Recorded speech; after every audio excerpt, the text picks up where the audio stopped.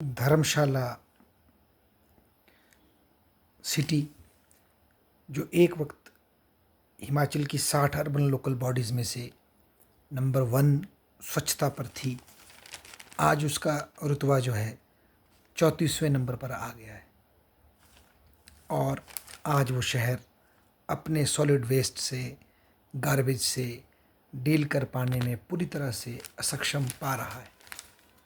और ये सब तब है जबकि वहाँ की म्युनिसिपल कॉरपोरेशन ने हॉलैंड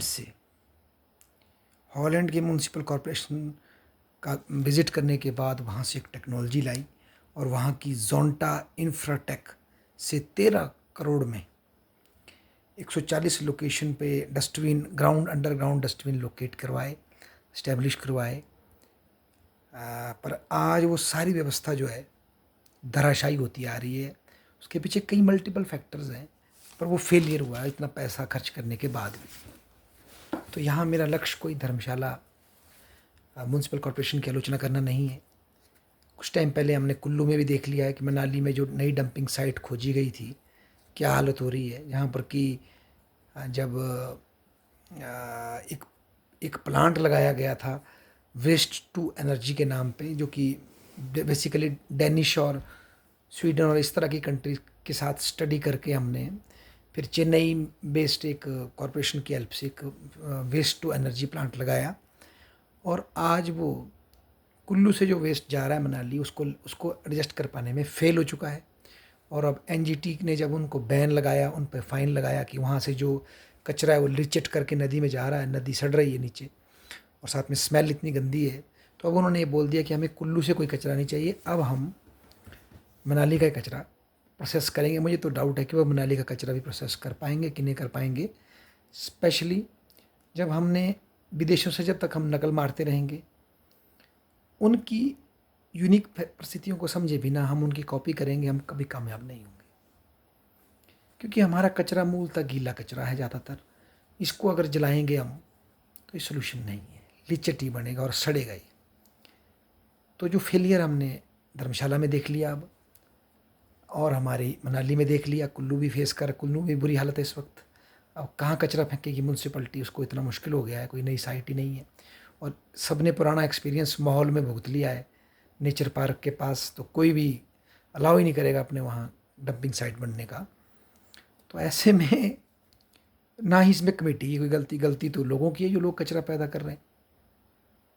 तो ऐसे में मेरा तो ये आह्वान है, मतलब हमारे नीति निर्माताओं से और लोगों से सोचने के लिए, इसमें किसी कमेटी की, किसी म्यूनसिपलिटी की, किसी सरकार की गलती निकालना आसान है। परंतु यदि हम सोचें, इस सब के पीछे जो प्लास्टिक की जो पैकेजिंग आ रही है, प्लास्टिक्स की जो बोतल आ रही है, प्लास्टिक्स के जो प्रोडक्ट आ रहे हैं रैप होकर के, सबसे बड़े दोषी वो हैं। जब तक हम हिमाचल में एटलीस्ट किसी टाउन से ही सही, कुछ गांव के इलाकों से ही सही, सिक्किम की तरह एक स्टैंड नहीं लेते कि इन इलाकों में प्लास्टिक से रैप्ड, प्लास्टिक से कवर्ड डाइपर या इस तरह का कोई प्रोडक्ट जाएगा ही नहीं, जब तक कि वो रिसाइकल नहीं, उसको वापस नहीं ले जाते। साइकिल भी एक बहुत बड़ा मिथ है, एक बहुत बड़ा झूठ है, ये भी हमें पता लग गया है। 90% जो प्लास्टिक बनता है वो इतने घटिया क्वालिटी का होता है, वो रिसाइकल हो ही नहीं सकता, वो जल सकता है बस, या माइक्रो प्लास्टिक बन करके गल के आपके भोजन में आ सकता है। तो प्लास्टिक के का बाइकआउट करने की ज़रूरत है, उससे बने प्रोडक्टों का समूल बाइकआउट करने की ज़रूरत है। उसके बजाय जो अल्टरनेटिव पैकिंग में जो सामान आएगा उन पर से टैक्स कम करने की ज़रूरत है, और जो प्लास्टिक में सामान आएगा उस पर टैक्स बढ़ाने की ज़रूरत है, पोल्यूशन टैक्स बढ़ाने की ज़रूरत है, ताकि मैन्युफैक्चरर स्पेशली हिमाचल के लिए बायोडिग्रेडेबल पैकिंग शुरू करें। मुझे याद है जब हम पढ़ते थे तो कांच की बोतलों में कैंपा आता था, कांच की बोतलों में जूस आता था, हम पीते थे और वापस रखते थे और फिर वो वापस जाती थी और दोबारा से भर कर आती थी। अब जब से ये प्लास्टिक के पैकेट आ गए हैं, बॉटल्स आ गई हैं, पोल्यूशन का लेवल कई गुना बढ़ गया है, लोगों की कंजप्शन भी बढ़ी है, इनकम बढ़ी है। तो ऐसे में जब तक हम इन इन कंपनीज पर अटैक नहीं करेंगे जो कि ये प्रोडक्ट कर रही है तैयार, और उन पर अटैक करने से मेरा मतलब बंदूकों से अटैक करना नहीं है, उनके माल पर टैक्स इम्पोज किया जाए, महंगा बनाया जाए उस माल को। ठीक है, कंज्यूमर के लिए भी महंगा होगा, कोई बात नहीं, पर उन पे भी किया जाए।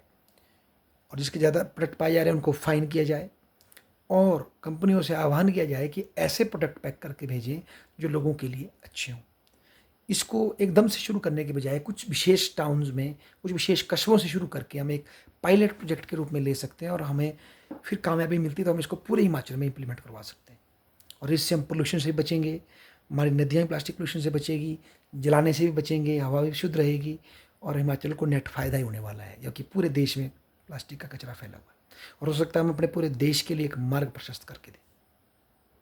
फेल हो गए हम इस पॉलिसी पे, जो हमने पहले उसमें अच्छा लीड किया था कि प्लास्टिक की थैले नहीं चलेंगे, उसमें तो कुछ हद तक कामयाब हुए हम, पर उसमें आगे बढ़ने की हमारी हिम्मत नहीं हो रही। सिंगल यूज़ प्लास्टिक को भी सही तरीके से हम बैन नहीं कर पा रहे। कभी कोई चमच बैन कर रहे हैं, कोई छोटी मोटी चीज़ें बैन कर रहे हैं, जो मेन जहाँ अटैक करने की ज़रूरत है, प्लास्टिक की बॉटल्स, प्लास्टिक की पैकेजिंग, वहाँ हम हाथ नहीं डाल रहे। चाहे स्मॉल स्केल पे सही, हमें ये शुरू करना पड़ेगा। और इससे अल्टरनेटिव रोज़गार बहुत बड़ा खड़े होने वाला है हमारे लिए। अगर हम कुछ ऐसे ट्रैकिंग इलाकों को आइडेंटिफाई करते हैं जहाँ पर कोई फ्रूटी की जूस जूस नहीं जाएगा, तो वहाँ के लोगों को लोकल लोगों द्वारा तैयार किए गए जूस को पीना पड़ेगा। वहाँ के लोगों को पिज़्ज़ा बर्गर पैक रैप करके लाने के बजाय लोकल लोगों के हाथ से बनाया हुआ सिड्डू या मोमो खाना पड़ेगा। वहाँ के लोगों को प्लास्टिक की थाल के बजाय पत्तल में खाना पड़ेगा। इससे अल्टरनेटिव रोज़गार पैदा होगा हमारे पास, और भांग के रेशे बड़े काम आ सकते हैं इस रैपिंग में। वो इंडस्ट्री हमारी खड़ी हो सकती है पैकेजिंग की। हमें इस तरफ कॉन्शियस प्रयास करना पड़ेगा, प्लास्टिक का अल्टरनेटिव ढूंढना पड़ेगा। प्लास्टिक से दोस्ती अब ज़्यादा समय तक नहीं चल सकती। और सबसे पहला अटैक इस फास्ट मूविंग जो कंज्यूमर गुड्स हैं, खैनी, पान, cigarette, bottles, milk bottles, products, ice cream के पैकेट, या जो भी शैम्पू के कवर्स जो भी हैं प्लास्टिक से, उनके ऊपर अटैक करने का वक्त आ चुका है। इवन डाइपर्स और सैनिटरी नैपकिन्स के बारे में भी सोचने की ज़रूरत है, कैसे इसका प्रॉपर अल्टरनेट या इनका प्रॉपर वो किया जा सके। और जो ई वेस्ट पैदा हो रहा है हिमाचल में, इसके विषय में भी हमें बड़े सीरियसली सोचने की ज़रूरत है। इसको सेपरेट डिस्पोजल कैसे सक्षम रूप से किया जा सके। अगर हम यहाँ फेल होते हैं तो हमें इन्वायरमेंटल रूप से बहुत कॉन्सिक्वेंसेस देने पड़ेंगे। और इसमें किसी एक धर्मशाला म्यूनसिपलिटी, कुल्लू म्यूनसिपलिटी या किसी और को ब्लेम करने से काम नहीं चलेगा। ये बड़ी स्ट्रक्चरल प्रॉब्लम है, इसे स्ट्रक्चरल तरीके से हमें शुरू करना पड़ेगा। प्लास्टिक का अल्टरनेट हमें शुरू करना ही पड़ेगा। धन्यवाद।